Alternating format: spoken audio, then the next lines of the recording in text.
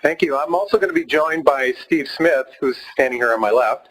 He's our interim lead forester, and many of you know him. He's an RPF and has a long history in state and federal government, and also his own consulting firm. So I'm going to do part of it, and Steve's going to do part of it. So the Usal Redwood Forest is now approaching its 10th year, and I'll get into the history of it. What we're going to cover is, first of all, the background of the Redwood Forest Foundation and the Usal Redwood Forest, our forest management successes and challenges, and then the next steps. The Redwood Forest Foundation was founded as a 501c3 nonprofit, so you've heard about conservation owners. We're one of the conservation owners. It was founded by community leaders in 1997, leaders from Humboldt County and Mendocino County who are in response to California's timber wars of the early 1990s, and I'm sure many of you were here for the timber wars. The Redwood Forest Foundation's vision was to establish working community-based forests that provide both critical habitat and also economic vitality for the region. So the idea was to take large tracts of industrial forest land, redwood forest land, and keep it in production, but also bring the benefits of the forest back to the community. So, and it's founded on the principles of the 3 E's, which many of you know. It's ecology, economy, and equity. So the triple bottom line. The Redwood Forest Foundation's mission, the thing that I found most interesting about this when I talked to my board of directors about it was that that they put a lot of emphasis on the word acquire, that it was important for the community to own this land, and that we wanted to keep it in community ownership. Who is our community? I asked this in my interview when I applied for this job because I was interested to know who it was. It's timber industry workers, local residents and business owners, academics, agencies, public officials, and redwood lovers. So what I consider to be our community is all of you. You are part of the community that owns this forest. This is your forest. Our first acquisition was in 2007 when we purchased the Usal Redwood Forest, and at the time it was 50,000, a little over 50,000 acres. Covers 2 major watersheds. Let's see if I can use the pointer. There's a ridge. Now you can't see it. There's a ridge that runs right through the middle of the property here. Everything on this side drains into the South Fork of the Eel River. Everything on this side drains into Usal Creek, which goes out to the ocean. We have a heavy component of tan oak, 38% tan oak, 36% Douglas fir, and 26% redwood of the major species. And also a lot of river courses here, class 1, 2, and 3 rivers. And threatened and endangered species, we have coho and Chinook salmon, and also steelhead trout and northern spotted owls. And many other species too. We have bear, which Steve will talk about. We have elk. We have a lot of other things on this property. It's actually quite a magnificent property, and it's part of of California's Lost Coast. So it's very rugged terrain. And I wanted to point out, this is Highway 1 coming in from the coast. This is Highway 101 in the South Fork of the Eel River, which runs on the eastern border. And the Humboldt County line is at the top. So this is all in northern Mendocino County. I put in some pictures here so you could see the type of terrain that we have. This is along the South Fork of the Eel River. I believe this is Anderson Creek, isn't it, Richard? Stanley Creek, oh. The nice redwood sea. Okay. Richard Ginger is one of our board members, and he was, let's see. Steelhead. Yeah, he was responsible for this photo, which shows some of the steelhead that are coming back to our streams. The history of the forest, it was historic home of the Sinkyone and Wailaki Indians, first commercially logged in the 1880s, and then mechanically logged from the post-World War II era into the 70s and 80s, and now is full of low-value hardwoods and second and third growth Douglas fir and redwood. We bought this property with a commercial loan from Bank of America in 2007 for $65 million. Many of you may remember 2007. It was the year before 2008. and Bank of America may never do a deal like this again, but they did it for us in 2007. In 2011, we were able to we sold a conservation easement on the property that at the time was held by the Conservation Fund. It came through the Wildlife Conservation Board with Prop 84 bond funds. And we began harvesting 5 years after we purchased the property, so 2012 to present. The governance structure, it's owned and operated by a separate for-profit company called the Usal Redwood Forest Company that's a wholly owned subsidiary of the Redwood Forest Foundation. The nonprofit owns the for-profit. And as I said, we have a conservation easement. It's been held since 2013 by CAL FIRE, the California Department of Forestry and Fire Protection. The terms of our conservation easement, very limited development. We can have up to 5 10-acre sites only on 50,000 acres. No subdivision. 2.9% cap on our conifer inventory on an annual rolling basis. And only uneven aged timber harvesting after the 60th year. So, and this, as you know, with conservation easements, it runs with the land, so even if the ownership changes, this is permanent protection. The numbers, the original land purchase was, as I said, was $65 million. We have a 3-part loan that has annual interest rates between 4 and 5%. And our annual forest management currently is about $1.1 million per year. Our revenue sources, the easement brought us about $20 million. The sale of 1,000 acres to Save the Redwoods League, which is the Shady Dell tract that has the candelabra trees, for $5 million, also in 2011.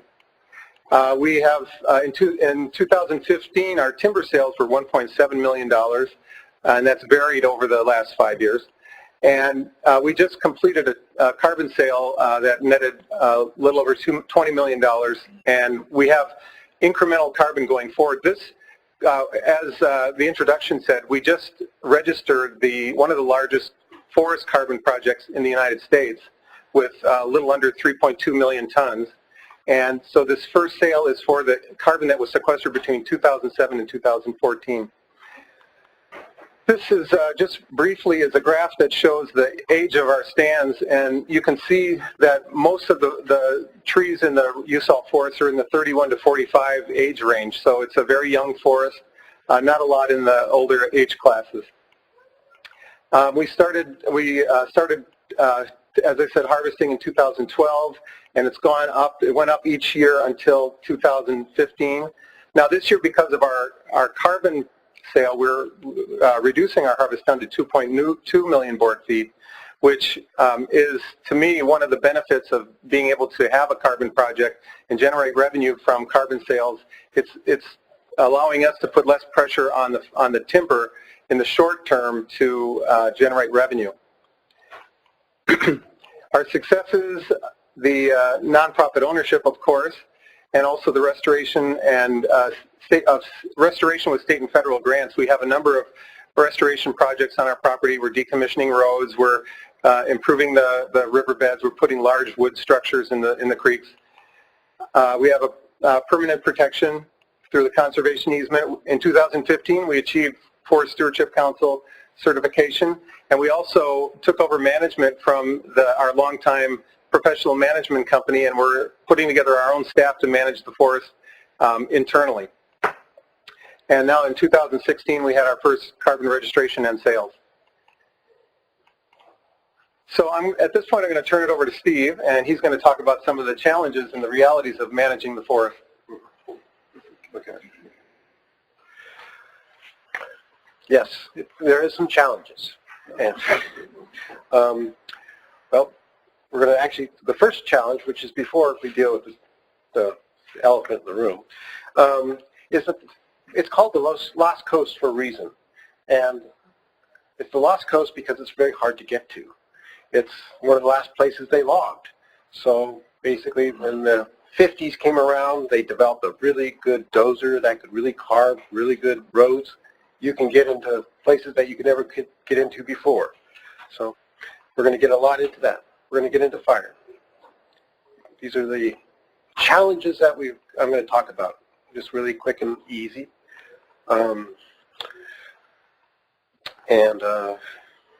It's quite a lot of challenges and we want to make the next time we get together in 5 years, these challenges we hope to change into successes.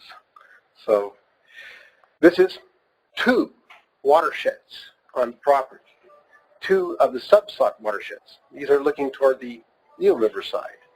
So just to get the enormity of this property, it's huge. It's steep. It's really hard to get to. It takes an hour once you get to the gate to get to a project site. Of course, getting to the gate from Fort Bragg is an hour. If you do the calculations, that's half a day just doing transportation for contractors, loggers, everyone. So, needless to say, this used to have 3 towns on it. And so now we have to start dealing with that with our easement. That's why in the easement we have 5 places that we can have, not towns, but places where people can be and do activities so that we can manage the forest and deal with that forest. I can't hear you. Oh, I'm terrible. Okay, sorry. Thank you. Yeah, okay. Yes. So this is an example of how most of the property looked for a number of years. This is how they logged the Usal. They did it in a 20-year period. So it was a rather aggressive process, rather impactful. So, and then from there we return. Okay, not doing. Okay. So with the results of that, we have, with those that were done under some sort of regeneration process, we have great regeneration, too much regeneration. Other places we have, hardwoods that came in. And so our challenge right now is to deal with thickets of Doug fir that are now shutting down, going stagnant. We're the Redwood, Usal Redwood Forest Company. Redwood is what we like to have. We've got a lot of Doug fir. And we only have a quarter of the property really has redwood, or a quarter of the species composition we have. We are aggressively trying to get redwood established and take care of our redwood. But we also have Doug fir, and we have to work with it and try to make some money with it. Here's what we talk about, is the tan oak. Tan oak is a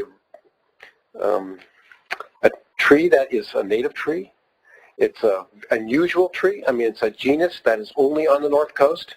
It's a pretty special tree, and it's special to lots of cultural folks, but it's also good for wildlife. It's just out of balance, and we have to put this in balance whenever we're required by law to make sure we take care of that. But also, in order to establish redwood, we have to push this and push it back into balance. Of course, the industry has done a really good job of finding solutions to do that. And, the hack and squirt, using herbicides to reduce that tan oak component. Well, Redwood Forest Foundation's board, which is a reflection of the community, did not want herbicides. So we have a 3-year moratorium on herbicides. So that's pretty significant with dealing with tan oak. We have to come up with alternatives. We've done lots of experimentation with it. Girdling has been a marginal success. It's kind of interesting. It's not just the physical cutting of that or doing that. It's actually pretty hazardous work, hard work, expensive work, and it doesn't kill the tree. It just makes them sick for a while. So, but that's okay. If you think about what are you using them for? You want them to be kind of slow down for a few years. And if you slow down for a few years, you've got the other things established. And then what's interesting is the girdling, actually, tan oak rots real fast. I mean, you damage it, it rots. It's going to fall over in 10 years. So interesting, but not one of the solutions. But one thing we do not want to have, and we don't have on the property, is sudden oak death. Tan oak is part of our carbon program. Actually, we want to start growing, grow better carbon, so let's grow better tan oak. If we can't, especially in tan oak areas that will not grow conifer very well. So we have to manage tan oak. And part of that management is, let's make some products out of it, you know. So there's a lot of people know that you can firewood. Firewood's a good one, but that's that one stem. But we got lots of other parts of that panel that needs to go away or made into something. And we've experimented with biochar. It's very good potential. It's got some issues. We've been working with it quite a bit. We've found a lot of successes, and we'll talk more about that the next time we get around. Hopefully, if biochar really takes off with the agricultural community, we all have some place to take our unwanted biomass. One of the big issues we really are concerned about is fire, and we have to address fire. Of course, being aggressive about taking care of that, but you turn around and say, one of the best ways to take care of unwanted biomass is have prescribed burning in the Redwood ecosystem. What a great thing. Well, yeah, but, we have insurance companies and liability insurance companies and stuff. Ain't going to work right away. So we have to work with our partners, maybe CAL FIRE, that can help us do this, because we have that 50,000 acre block that, we don't have to worry about smoke on our neighbors because we're our own neighbors. So, reforestation. We didn't, I worked with the seed bank for a while. It's really hard to get redwood seed at the right times. Because of climate change, they say, that it could be orange, is that we didn't get a good seed year for 20 years.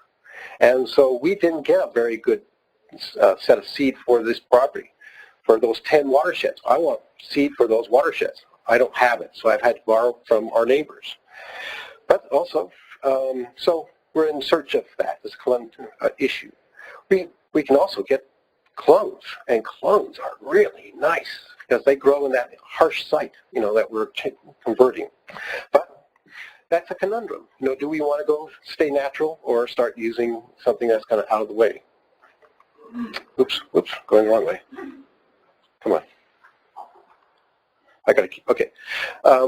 Restoration, that's what we're about too. So it's not just the silvicultural part of the restoration, we're dealing with the drainage and getting, the co-hosts coming back. We've done $4 million worth of work in one watershed, and the coho are coming back, steelhead are coming back. That investment works.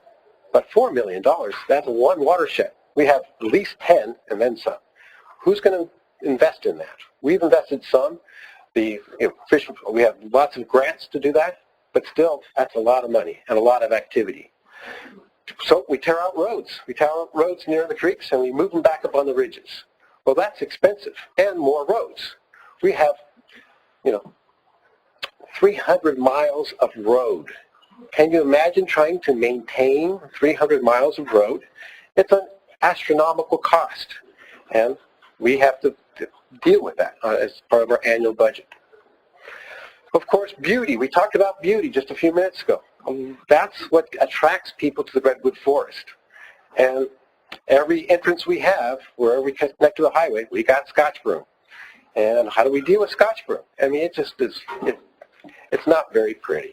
Even though it's got pretty flowers, it has major effects. Ooh, sorry about that. I have to move along. Oh, okay, northern spotted owl.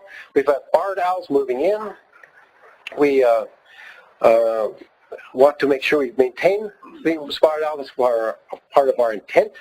And but we haven't done them. Bears. We have. Yeah, aren't they cute? And we have lots of bears, and we like the bears. The only problem is that we had an addict come into the area. He just kind of came in with this sugar addict, and he started teaching these other bears how to do this stuff. And so it's like, ooh, get rid of the addicts, Then we can have our bears, but if we don't get rid of our bears or deal with these addicts, we're not going to have any redwood. They go through the redwood very quickly and reduce our redwood. So our actions that way. So I know this is the Usal. This is another watershed. Now you've seen 3 watersheds. It's a huge property. This is going out to the ocean. Our next steps. Okay, Mark. Okay, we're out of time, so I'll just make this really quick. The next steps for us, we're doing harvest modeling right now so that we can have a plan for our long-term projections on how much we can rely on this property to develop timber. We're also doing as I said, long-term sustainable harvesting and also carbon sales, so that we can learn how to balance the generation of carbon with our decisions about the silviculture that we're going to use. And then we also have to grow our own staff. As I mentioned, last November 1st, we took over management of the property ourselves. And so we're in the process right now of recruiting RPFs, registered professional foresters, and also technicians to work in the forest. And this is our top priority. So we're talking to many of you recruiting while we're here. Most importantly is that we're a long-time landowner for this property. We're not in it for the short term, we're in it for the long term, and that makes us different than other landowners. And so we're really passionate about improving this property over time and returning the benefits of it back to the community. So thank you, everyone.